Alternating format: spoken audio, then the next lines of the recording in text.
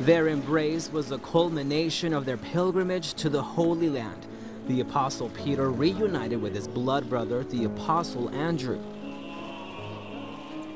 Pope Francis and Ecumenical Patriarch Bartholomew walked down the halls of the Church of the Holy Sepulchre. They kissed and prayed before the stone of the anointing.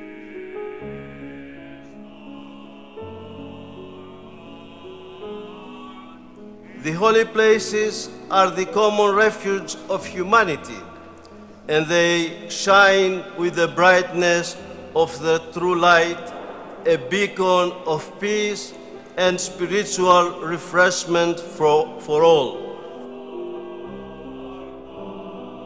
Sitting side by side at the altar, Pope Francis and Bartholomew presided a celebration, alternating the liturgy between Greek and Latin.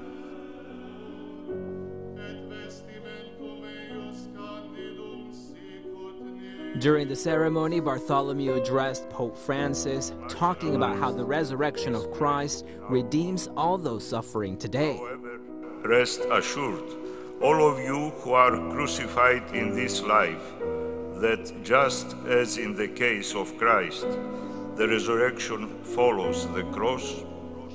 The spiritual leader of the Eastern Orthodox Church said that the empty tomb shows that humanity does not control its history, but should submit to the will of God. He also talked about Jesus' command to love each other. Religious fanaticism already threatens peace in many regions of the globe, where the very gift of life is sacrificed on the altar of religious hatred. In the face of such conditions, the message of the life-giving tomb is urgent and clear. Love the other, the different other, the followers of other faiths and other confessions. In a show of reverence to the Ecumenical Patriarch, Pope Francis kissed Bartholomew's hand before taking the podium.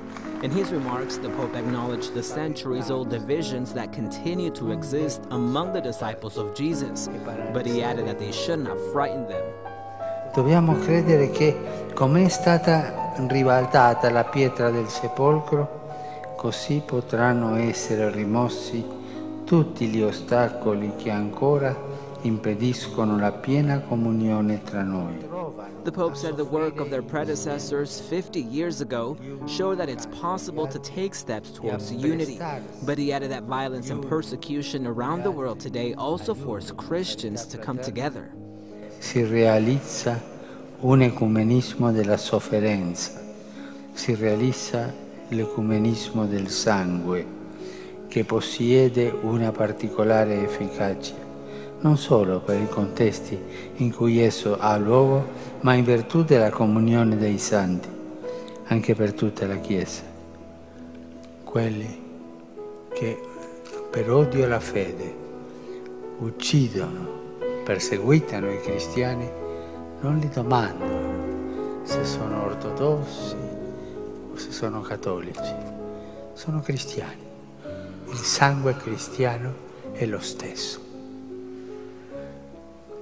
Santità, amato fratello.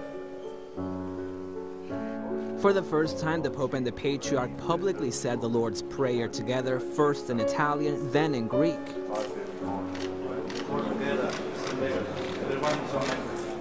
The successors to Peter and Andrew then headed down to the Holy Sepulchre.